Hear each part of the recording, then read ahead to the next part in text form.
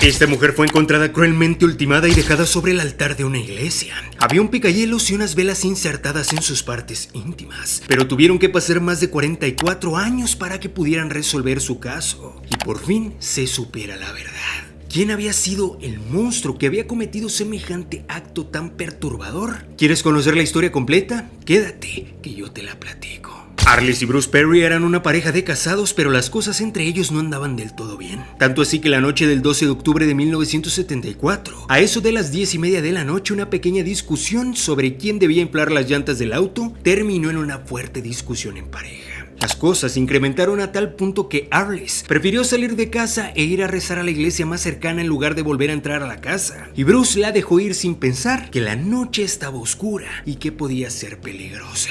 Bruce estaba tan enojado que se acostó y se quedó dormido cerca de la medianoche, sin preocuparse por Arliss, que todavía no había vuelto.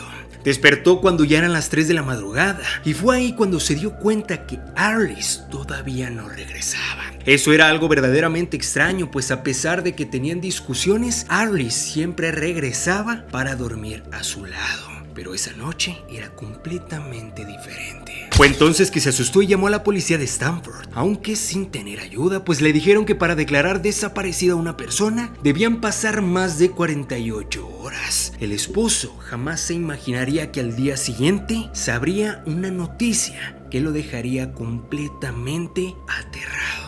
Arliss apareció a las 6 de la mañana, pero ella ya no estaba en este mundo. La encontró Stephen Crawford, un guardia de seguridad de la Universidad de Stanford, donde ella y Bruce estudiaban. Lo más impactante es que se encontraba sobre el altar de la iglesia conmemorativa del campus. Ella estaba boca arriba con las manos cruzadas sobre su pecho, sin ropa de la cintura para abajo, con velas del altar insertadas en sus partes íntimas. Además, en la parte posterior de la cabeza de Arliss sobresalía un pico de hielo al que le faltaba parte del mango. Al parecer, ese era el artefacto con el que habían enviado al otro mundo a Arliss. Pero no solo eso, sino que antes de enviarla al otro mundo, se habían aprovechado de ella. Entonces, la policía comenzó su investigación hasta que tuvo a dos principales sospechosos. Uno de ellos era el marido de Arliss Perry, Bruce Perry, y el otro era el guardia de seguridad que la había encontrado cuando ya no estaba en este mundo. Sí, aquel tipo llamado Stephen Crawford.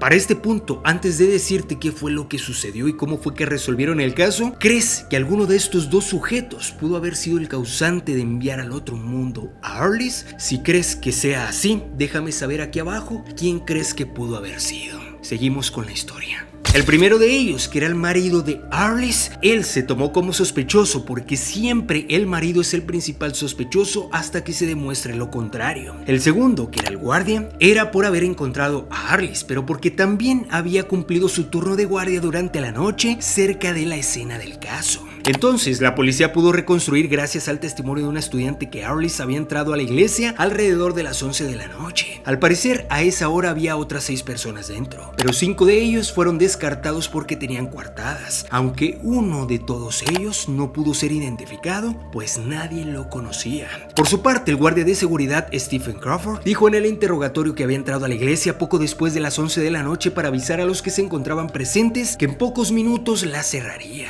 Según sus cálculos, volvió unos 15 minutos después y cerró la puerta con llave, sin mirar si quedaba alguien adentro. Cuando volvió a las 6 de la mañana, encontró la puerta del lado oeste abierta, forzada desde adentro, y después encontraría a Arliss de la peor forma. En la escena del caso, los investigadores encontraron los jeans de Arliss a unos metros del cuerpo y semen sobre la almohada de un reclinatorio. También descubrieron la impresión parcial de la palma de una mano sobre la vela que Arliss tenía en sus partes íntimas. Pero hasta este punto, nadie tenía la más mínima idea de quién pudo haber sido. Era claro que tenían a dos sospechosos, pero no había pruebas, no había evidencia hasta ese punto que pudiera confirmar que alguno de ellos era el culpable. En 1974, los análisis de ADN para identificar personas malas eran todavía ciencia ficción y la huella no coincidía con las de Bruce ni las de Crawford. Además, todo el mundo tocaba esas velas. La huella podría haber sido de cualquier persona. Por esta razón, Crawford fue descartado como sospechoso. Pero el marido, en cambio, tuvo que esperar más para que dejaran de tenerlo en la mira. Reconoció que él había discutido con Arliss y su única coartada era que pasó toda la noche en su casa, pero no tenía a nadie que lo confirmara. Su llamada de las 3 de la mañana a la policía bien podía ser una maniobra para desviar la investigación. Pero después de todo esto, demoraron meses en descartarlo, hasta que se convencieron de que no tenían pruebas, no tenían evidencia para demostrar que él era culpable. Por la manera y el lugar en que fue encontrado el cuerpo de Arliss, los investigadores manejaron también la hipótesis de que la chica pudiera haber sido parte de un ritual satánico. Esta teoría podría ser la correcta, pero no sirvió de nada a la hora de encontrar a uno o más culpables. La investigación quedó estancada durante casi 4 años, hasta que en 1978 entró en escena un hombre llamado David Berkowitz, un verdadero monstruo en su época. David había confesado haber enviado al otro mundo al menos a 6 personas. La policía, sin embargo, creía que David no había hecho todo esto en soledad, sino que él era parte de algún grupo al que pertenecía, entre otros los hermanos John y Michael Kerr. Pero cuando John Kerr también se fue de este mundo en circunstancias misteriosas, tan solo 6 meses después de la captura de David, los investigadores también encontraron testigos que sugirieron que no solo David y John Kerr se conocían, sino que además estaban involucrados en el ocultismo.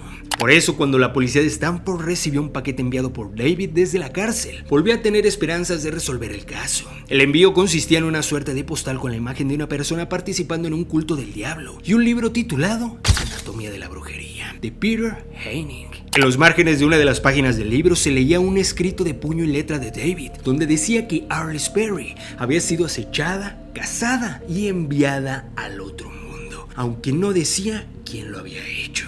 Inmediatamente interrogaron a David sobre el mensaje, pero él no dijo absolutamente nada. Sin embargo, 3 años después envió una carta donde aseguraba que tenía información sobre Arliss, en la cual dijo que había estado en una reunión donde alguien la había enviado al otro mundo. ¿Qué rayos estaba pasando y por qué nadie podía dar con el culpable? ¡Wow! Me parece increíble. Ya sé que para esa época pues era mucho más difícil tener pruebas, tener evidencia, pero me parece increíble que a pesar de que tenían varios sospechosos que podrían ser claros los culpables, simplemente no hicieron absolutamente nada o no hicieron lo suficiente. Fue así que volvieron a interrogarlo, pero él no quiso revelar la identidad de la persona que aparentemente había hecho eso. Los investigadores se fueron con las manos vacías y llegaron a la conclusión de que David no sabía nada y que simplemente los estaba molestando. El caso siguió abierto, pero durante 44 años no hubo novedades y parecía que el caso quedaría sin resolverse. Pero después de tanto tiempo, por fin, gracias al avance de la ciencia y la tecnología, pudieron resolver el caso de Arliss Perry y de esta manera saber quién la había enviado al otro mundo. Hubo que esperar hasta el 2018 para que en los Estados Unidos se comenzaran a realizar cotejos de muestras de líquido rojo, semen, restos de piel o cabellos de casos antiguos que no estaban resueltos con las muestras de los bancos de ADN. En junio de ese año, finalmente el ADN del semen encontrado sobre el almohadón de un reclinatorio en la escena del caso de Arliss Perry en la iglesia conmemorativa de Stanford dio resultados y al parecer el 99.9% indicaba que ese semen era de Stephen Crawford. Así es, el guardia de seguridad que estaba la noche en la que Arliss se fue de este mundo. Ahora yo te hago la pregunta, cuando te pregunté si tú pensabas que alguno de los 2 sujetos sospechosos, el marido y el guardia de seguridad, creías que podían haber sido los culpables, quiero saber si acertaste de quién pudo haber sido el culpable. Si dijiste que era el marido de Arliss el culpable, has fallado, pero si dijiste que era el guardia de seguridad de Stephen Crawford, déjame decirte que todo lo que tú pensaste y tus sospechas fueron ciertas y acertaste. Lamentablemente todo esto se supo hasta 44 años después. Y cuando todo esto se supo, sí, el tipo aún seguía vivo, tenía alrededor de 72 años, pero cuando se dirigieron hacia su casa, el tipo no abrió. Y después de forzar la puerta de su apartamento, el tipo ya se encontraba privado de este mundo. Así es, cuando él supo que la policía venía por él, simplemente para no entregarse y no decir qué era lo que había hecho, simplemente se privó de este mundo y dejó muchos secretos, dejó muchas cosas ahí, del cual jamás sabremos el por qué lo hizo.